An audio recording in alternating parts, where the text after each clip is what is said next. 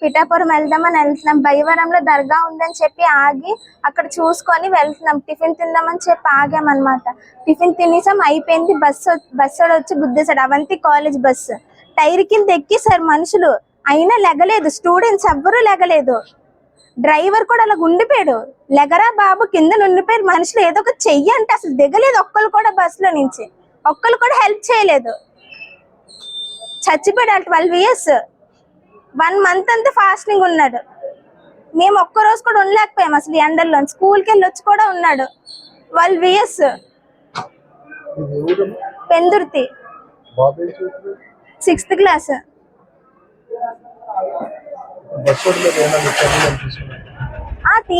తీసుకోవాలని అడుగుతారేంటి? తీసుకోవాలి.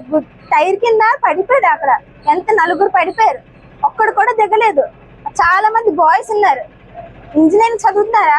ఉంటుందా బలం వాళ్ళకి? అసలు ఒక్కడు కూడా దిగి చెయ్యండి రా అని అడుక్కున్నా, చెయ్యలేదు ఒక్కడు కూడా.